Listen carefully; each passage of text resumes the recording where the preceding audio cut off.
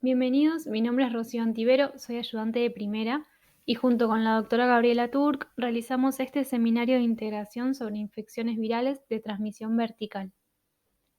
Los principales objetivos que nos proponemos para este seminario son reconocer los virus que pueden transmitirse por la vía vertical, asociar las estrategias de replicación y los mecanismos patogénicos que ya hemos visto para cada virus con los distintos estadios de la interfase materno-fetal, identificar las distintas vías de transmisión vertical y las posibles consecuencias de la infección tanto para la madre como para el neonato, y finalmente introducir algunos conceptos de diagnóstico y profilaxis de la transmisión vertical que vamos a profundizar posteriormente en las clases de microbiología 2. Podemos definir la transmisión vertical como la adquisición de una infección por parte del feto o neonato a través de la madre. Según el momento en el que se produzca, podemos dividir la transmisión vertical en 3 grupos. Si ocurre durante el embarazo, hablamos de infección congénita. Cuando se produce en el momento o alrededor del momento del parto, se denomina perinatal. Y cuando la transmisión se produce mediante la lactancia, hablamos de transmisión vertical postnatal. Después del nacimiento también pueden transmitirse infecciones por el contacto estrecho que existe entre la madre y el neonato, pero eso no implica un mecanismo intrínseco de transmisión vertical, sino que se considera transmisión horizontal. Las infecciones de transmisión vertical constituyen actualmente un tema central en salud pública que tiene un gran impacto en la mortalidad materno-infantil.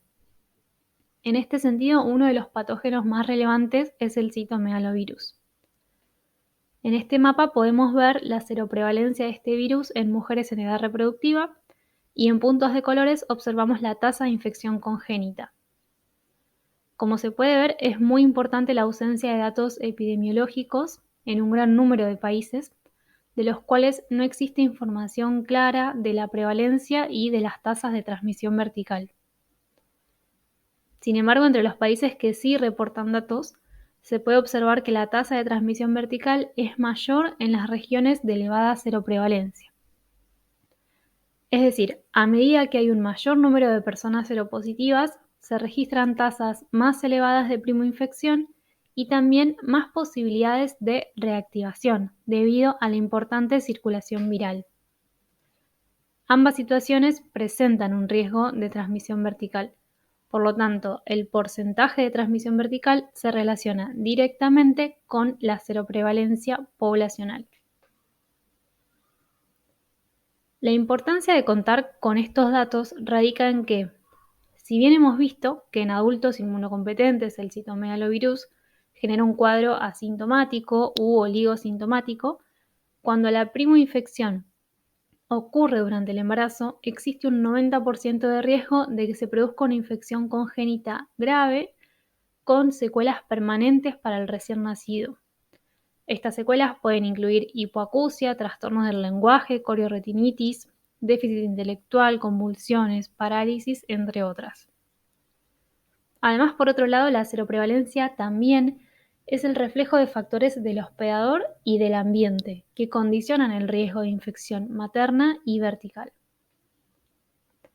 Por todo esto, las infecciones de transmisión vertical son un claro ejemplo de las dificultades en el acceso a los servicios de salud y la vulnerabilidad de las personas en las distintas poblaciones. Y son factores condicionantes y fundamentales en el análisis de las intervenciones que se van a realizar, ya que constituyen en sí una entidad y que involucra distintas problemáticas. Por eso, contar con datos epidemiológicos para cada región y desarrollar programas destinados a la prevención, al diagnóstico y al tratamiento oportuno de las infecciones de transmisión vertical son factores fundamentales para poder mitigar las consecuencias del binomio madre-hijo. A continuación, vamos a introducir algunos conceptos clave de transmisión vertical. Como se menciona en los cuadros de la izquierda, las infecciones intraútero pueden generarse a partir de una infección ascendente proveniente de la vagina que asciende al cuello uterino y al líquido amniótico, o a través de propagación hematógena, como consecuencia de viremia materna. En este caso puede ocurrir la infección de la placenta, la transmisión a través de las membranas fetales o la infección del feto propiamente dicha. La transmisión intraparto se produce al momento del paso del feto por el canal vaginal en presencia de una mucosa y fluidos maternos infectados y puede ocurrir por contacto, aspiración o ingestión de estos fluidos. Por último, algunos virus también pueden transmitirse a través de la lactancia. A la derecha se mencionan algunas de las consecuencias posibles tanto para la madre como para el feto. Desde el lado materno puede haber una respuesta inflamatoria aumentada, sepsis, hemorragias e incluso se puede producir la muerte. En el caso del feto, pueden producirse abortos, partos prematuros, retrasos en el crecimiento e inclusive secuelas permanentes en el recién nacido.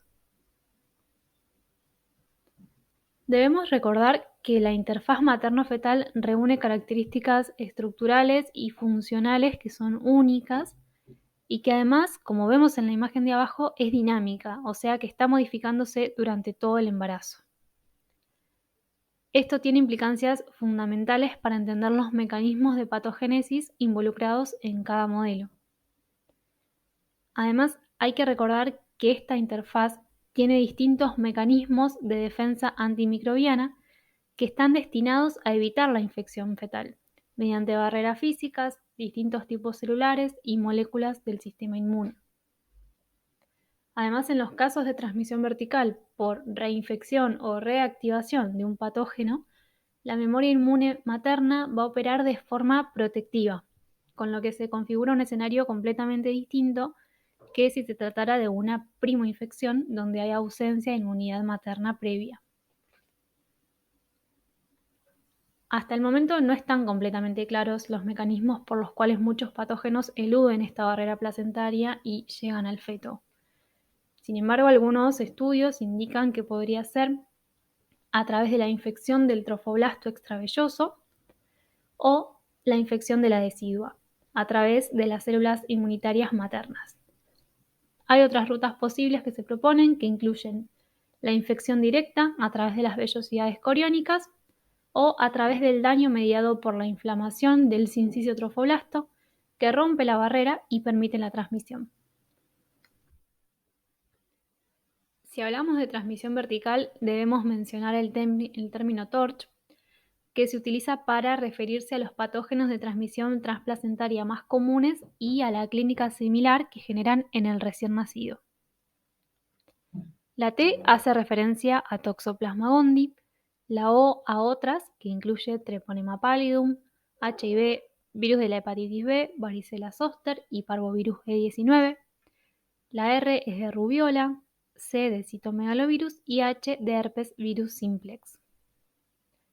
Estos agentes pueden generar distintos síntomas y afectar gran variedad de órganos dependiendo del patógeno y en qué trimestre del embarazo se haya adquirido la infección. Las manifestaciones clínicas típicas en el recién nacido suelen ser síndrome séptico, bajo peso, fiebre, hepatoesplenomegalia, ictericia, manifestaciones cutáneas, meningitis y anomalías cardiovasculares. Por otro lado, el recién nacido también puede nacer asintomático y desarrollar posteriormente alteraciones que en general son auditivas y visuales. Habiendo repasado brevemente estos conceptos, vamos a comentar las infecciones virales que más comúnmente se transmiten de forma vertical en nuestro medio. Comenzamos con los herpesvirus. Ya hemos estudiado que son una gran familia de virus complejos con genoma ADN y que causan infecciones persistentes latentes. Dentro de los que se transmiten por vía vertical, como mencionábamos antes, el citomegalovirus es el de mayor relevancia por ser la infección viral congénita más frecuente. Como vemos en la imagen, la transmisión vertical puede producirse intraútero al momento del parto y mediante la lactancia. Respecto de las consecuencias para el neonato, existe una gran diferencia si durante el embarazo se produce la primoinfección materna, donde el riesgo de transmisión vertical es muy alto, o si lo que ocurre es una reactivación que constituye un riesgo de transmisión mucho menor. La gran diferencia entre ambas situaciones es la existencia de inmunidad previa materna o no, que se transfiere de manera pasiva al feto o neonato. En la tabla podemos ver que la transmisión intraútero varía según el estadio del embarazo. Esto es porque, si bien se ha demostrado que el virus puede replicar en distintos tipos celulares de la placenta, especialmente en las células murales, existen diferencias en función de la edad gestacional. Así se ha estudiado que la infectividad viral es mayor conforme la interfase materno-fetal madura, y con esto se incrementa el riesgo de transmisión al feto. Sin embargo, el riesgo de enfermedad de inclusión citomegálica, infección congénita asintomática y secuelas permanentes va disminuyendo a medida que avanza el embarazo. Algunas de las afecciones que se pueden encontrar en el neonato son ictericia, hepatosplenomegalia, petequias o púrpura, corioretinitis, sordera, calcificaciones, microcefalia. Aproximadamente el 10% de los neonatos con infección congénita desarrolla síntomas al nacer, y de esos, el 80% va a desarrollar secuelas permanentes, siendo la más común la hipoacusia. Por último, la transmisión también puede ser perinatal por la ingestión o aspiración de fluidos cérvico-vaginales durante el parto y a través de la lactancia.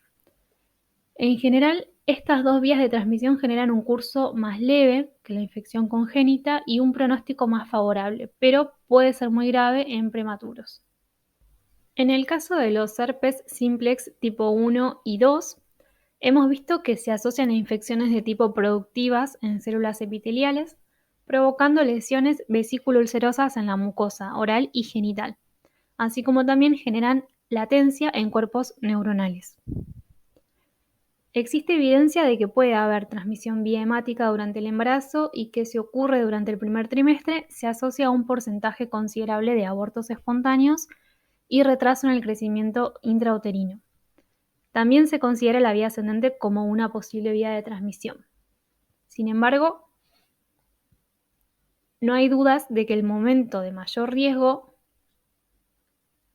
es el contacto con el virus presente en las lesiones de la mucosa durante el parto vaginal. Al igual que hablamos en citomegalovirus, en este caso también hay diferencias respecto a si la transmisión ocurre en el contexto de una primoinfección materna, reinfección o una recurrencia, revistiendo en ese orden cada vez menor gravedad para el neonato. En los casos más graves de enfermedad herpética neonatal, se presenta como una enfermedad diseminada que afecta principalmente la piel, el sistema nervioso central y los ojos, con una elevada tasa de mortalidad. En cuanto al virus varicela zoster, recordemos que es un virus con puerta de entrada respiratoria que produce una infección exantemática y diseminada que es la varicela. En la primoinfección, el virus infecta linfocitos, células epiteliales, endoteliales, monocitos, entre otras, y hace latencia en células neuronales. Las recurrencias posteriores se manifiestan como herpes zóster. Es una infección generalmente de la infancia, por lo que la mayoría de los adultos presentan memoria inmunológica, y por este motivo el riesgo de contraer este virus durante el embarazo es bajo, pero si ocurre puede producirse la transmisión vertical. El virus atraviesa la interfaz materno-fetal por la vía hemática e infecta numerosos tipos de células fetales, incluyendo el sistema nervioso central. Si la infección materna ocurre entre el primer y el segundo trimestre, especialmente entre las semanas 13 y 20, la posibilidad de muerte fetal, parto prematuro o desarrollo del síndrome de varicela congénita está presente. Este síndrome se caracteriza por bajo peso al nacer, hipoplasia de extremidades, lesiones de la piel, atrofia muscular, atrofia cortical, encefalitis, microcefalia, todo esto producto del neurotropismo viral y del daño directo al momento de la organogénesis. Si la infección ocurre luego de la semana 20 del embarazo, se asocia a un cuadro materno severo con mayor morbimortalidad y mayor probabilidad de desarrollo de herpes zóster del lactante o de la infancia. Finalmente, si la infección ocurre 5 días antes o hasta 2 días después del parto, que sería perinatal, se asocia con el desarrollo de varicela grave en el recién nacido, con enfermedad diseminada, encefalitis y neumonía. El VIH ya sabemos que es un retrovirus que causa una infección persistente crónica, que en su curso natural lleva al desarrollo de SIDA por depresión progresiva de las células TCD4, que son las células blanco de esta infección. También se caracteriza por un estado de hiperactivación inmune crónica y generalizada. La transmisión intrauterina se puede producir, pero es muy poco frecuente. Si bien está demostrado que el sincicio trofoblasto expresa las moléculas CD4 y CCR5, receptor y correceptor virales, y también se ha documentado la circulación del virus en la sangre fetal, parece limitarse la transmisión intrauterina a través de distintos mecanismos placentarios, como la generación de un ambiente enriquecido en interferón de tipo 1 y secreción de citoquinas con actividad antiviral por parte de macrófagos placentarios. El principal factor de riesgo para la transmisión vertical, tanto intrauterina, perinatal y postnatal, son los niveles plasmáticos de ARN del VIH en la madre, por lo que las posibilidades son muy bajas cuando la carga viral no es detectable. En cambio, un estadio SIDA avanzado en la madre se asocia con una mayor probabilidad de mortinato, parto prematuro, bajo peso y baja talla al nacimiento. El momento de mayor probabilidad de transmisión es el momento del parto, donde el neonato puede adquirir la infección por ingestión o aspiración de los fluidos maternos. Se estima que entre el 15 al 25% de niños nacidos de madres con VIH no tratadas adquieren la infección por esta vía. Además de la carga viral materna, un trabajo de parto prolongado y laceraciones cervicales o vaginales constituyen un factor de riesgo para la transmisión vertical perinatal. También se ha detectado virus con capacidad infectiva en la leche materna y de hecho la lactancia se asocia a una duplicación en la probabilidad de transmisión madre-hijo, influida por la carga viral en leche y la duración de la lactancia. Por otro lado, la adquisición de VIH al momento del nacimiento se asocia con una rápida progresión de la enfermedad, alta carga viral en el niño, rápida pérdida de CD4, elevada activación inmune y complicaciones cardiovasculares, retraso en el crecimiento y la maduración, desórdenes neurocognitivos, entre otros. Todo esto asociado a la capacidad de replicación viral en el sistema nervioso central. Sin antirretrovirales, la expectativa de vida de estos niños es solamente de unos pocos años. En este contexto se destaca la importancia de la prevención. Conociendo las vías de transmisión y los factores que contribuyen a que se produzca, podemos deducir las estrategias para disminuir el riesgo de transmisión vertical o, si se produce, controlar tempranamente la infección en el recién nacido. Se destaca la importancia del diagnóstico temprano, ofreciendo el test a todas las mujeres embarazadas y a los recién nacidos de madres con VIH, el tratamiento temprano con antirretrovirales en caso de haber infección, la cesárea electiva y la suspensión de la lactancia. Así se puede disminuir el riesgo de transmisión vertical a un 2%. La rubiola es una enfermedad exantemática clásica de la infancia. Ya hemos visto que está causada por el virus rubiola, con genoma ARN, miembro de la familia Togaviridae, y que se adquiere por vía respiratoria. El virus es capaz de replicar en múltiples tipos celulares. Cuando una mujer embarazada no inmune se infecta con virus rubiola, la diseminación viral permite al virus llegar a la placenta, donde también se puede replicar. Después atraviesa la interfaz materno-fetal y disemina a través del sistema vascular del feto. El daño fetal puede resultar de la necrosis en el epitelio de las vellosidades coriónicas, del daño viral directo a las células infectadas por apoptosis, inhibición viral de la mitosis y desarrollo restringido de las células precursoras y el daño citopático a las células endoteliales de los vasos sanguíneos, resultando en isquemia de los órganos en desarrollo. La relevancia epidemiológica del virus rubiola es su participación en el síndrome de rubiola congénita y en otras anomalías congénitas. Este síndrome se caracteriza por el desarrollo de defectos cardíacos, cataratas, hipoacusia, retraso en el desarrollo, microcefalia, trastornos del crecimiento óseo, púrpura y trombocitopenia.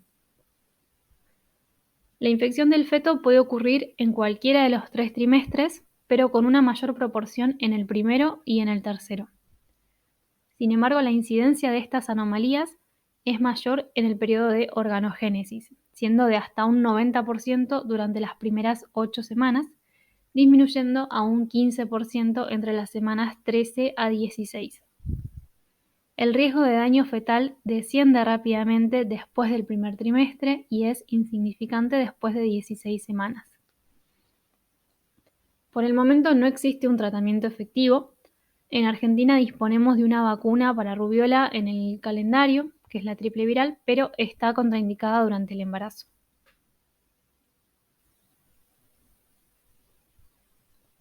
En cuanto a los virus de hepatitis, el de la hepatitis B es un virus de ADN parcialmente bicatenario perteneciente a la familia Hepatnaviridae, mientras que el de la hepatitis C es un virus ARN monocatenario envuelto y perteneciente a la familia Flaviviridae. En el caso de la hepatitis B, la vía vertical es la forma de transmisión más frecuente en países de elevada prevalencia y se calcula que a nivel mundial hasta un 40% de las personas que tienen la infección la adquirieron de esta forma.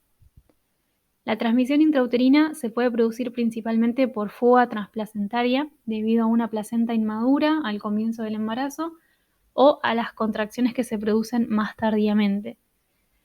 También se ha descrito como mecanismo potencial la infección de la placenta y la infección de las células mononucleares de la sangre periférica materna que transportan el virus de la madre al feto. Como se observa en la tabla, mientras más avanzado esté el embarazo al momento de la infección materna, más probabilidades existen de que se transmita al feto, siendo de hasta un 90% en el tercer trimestre. Sin embargo, en el 95% de los casos, la transmisión se produce en el momento del parto. Los factores de riesgo más importantes para la transmisión vertical son la carga viral materna y la positividad del antígeno E. El antígeno E se relaciona con mayor probabilidad de transmisión vertical por 2 mecanismos.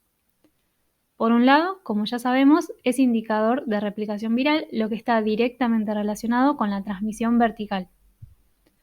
Además, este antígeno tiene la capacidad de atravesar la placenta, alcanzando el sistema inmune inmaduro del feto, donde se genera la depresión de clones T reactivos frente a este antígeno, induciendo un ambiente inmune más tolerogénico para el virus. Esto tiene como consecuencia la evolución a infecciones crónicas en la mayor parte de los recién nacidos de madres con antígeno E positivo.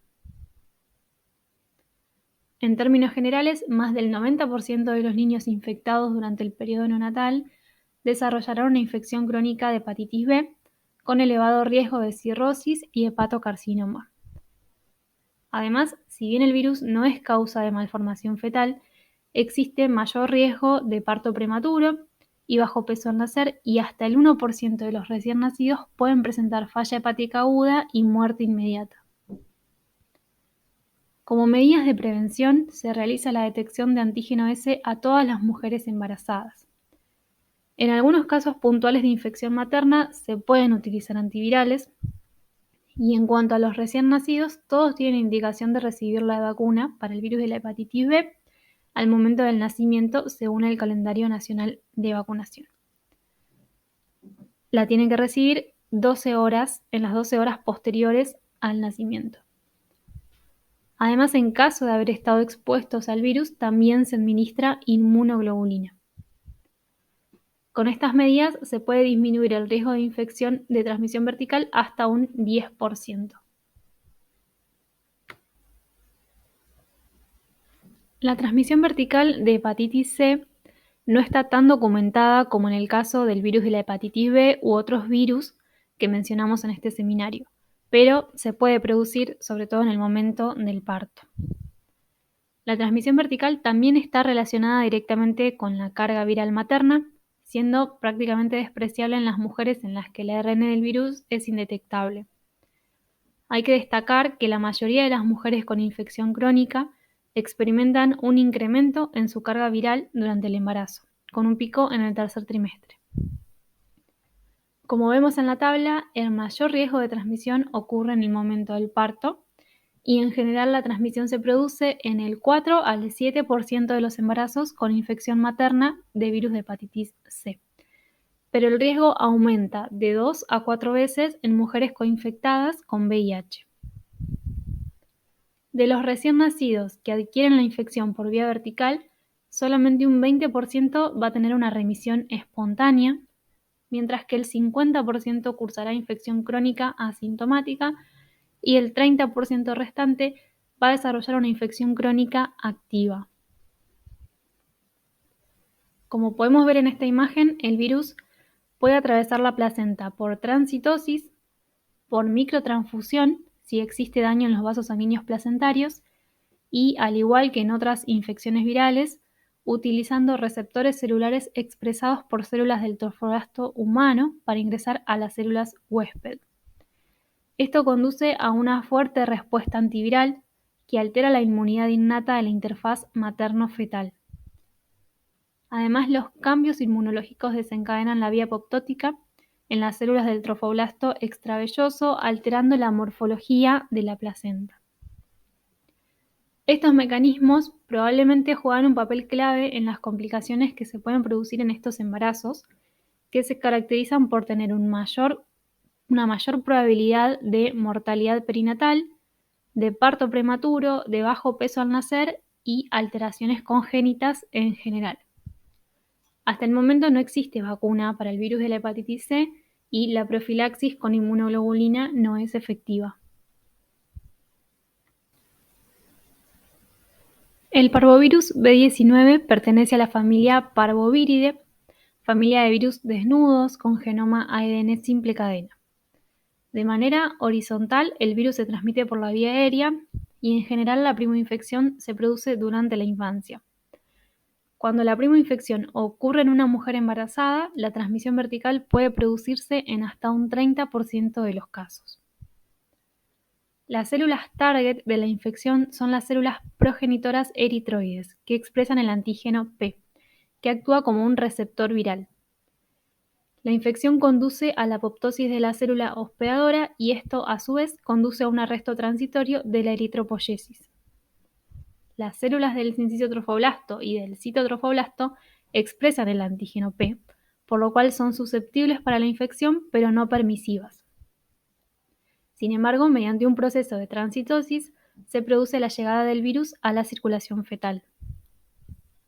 Desde allí, el virus infecta principalmente las células precursoras eritroides fetales en el hígado, en la médula ósea y también los cardiomiocitos.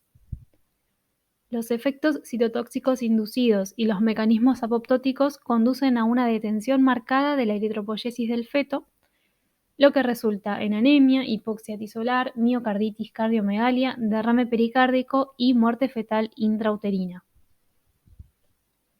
La incidencia máxima de muerte fetal relacionada con este virus ocurre temprano durante el embarazo, con un máximo entre la semana 9 y 16, con un menor riesgo en la segunda mitad del embarazo. Por el contrario, la hidropesía fetal ocurre cuando la infección materna se produce más tarde, especialmente alrededor del segundo trimestre.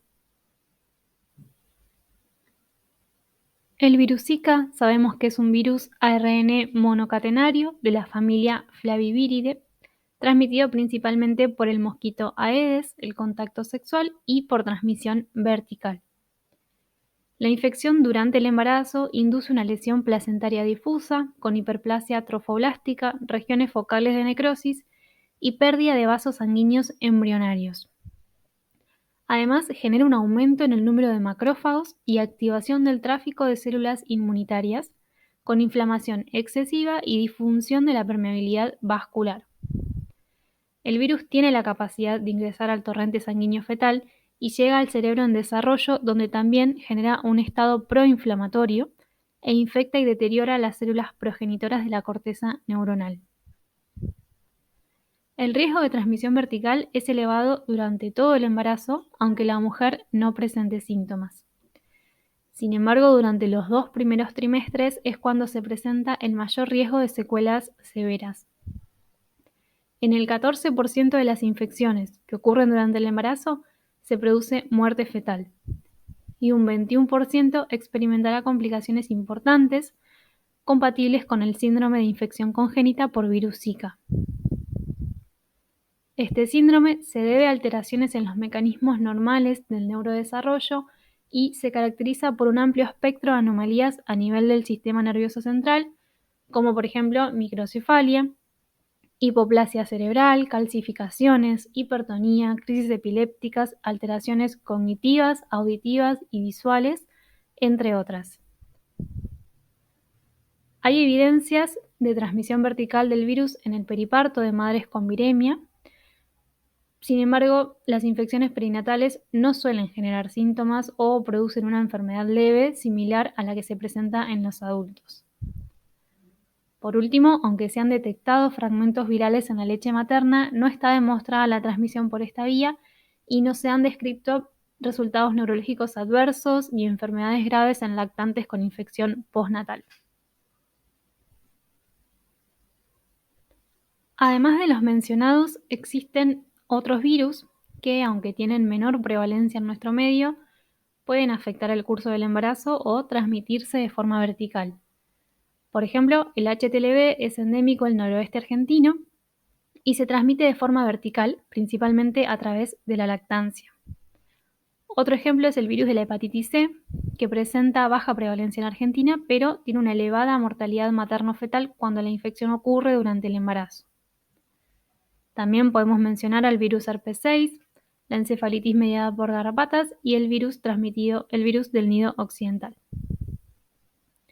Finalmente, habiendo evidenciado los múltiples virus que pueden transmitirse de forma vertical y las consecuencias que pueden tener tanto en el feto o recién nacido como en la mujer embarazada, podemos comprender la relevancia de la vigilancia epidemiológica y de que se investigue de forma prioritaria los posibles efectos de los nuevos virus emergentes en este grupo poblacional, como ha sucedido recientemente con el SARS-CoV-2, por ejemplo.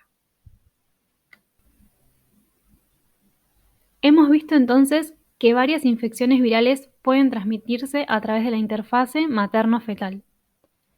La complejidad y las características de esta interfase han llevado al descubrimiento de interacciones patógeno-hospedador que son únicas para este nicho. Entonces, según la etapa de maduración de esta interfase, de las estrategias de replicación viral y de los mecanismos de patogenia, pueden ocurrir distintas consecuencias tanto para la madre como para el hijo. A su vez, en el gráfico podemos ver que de las posibles consecuencias hay muchas que se solapan entre los distintos virus que estuvimos viendo, pudiendo generarse cuadros clínicos muy similares. Como ya se deben imaginar, el conocimiento de estos mecanismos y sus consecuencias representan una oportunidad de intervención para evitar la transmisión vertical. Así, existen vacunas para varios de estos virus que han ido disminuyendo la circulación viral en las poblaciones que las han adoptado y, por lo tanto, los casos de transmisión vertical. Además, existen tratamientos antivirales específicos para evitar o mitigar los efectos de la transmisión vertical en algunos modelos. Ambos aspectos van a ser abordados con mayor profundidad en Microbiología 2. Por último, le dejamos parte de la bibliografía utilizada y cualquier duda o comentario pueden consultar en el campus o escribirnos a nuestros mails que figuran en la primera diapositiva. Muchas gracias.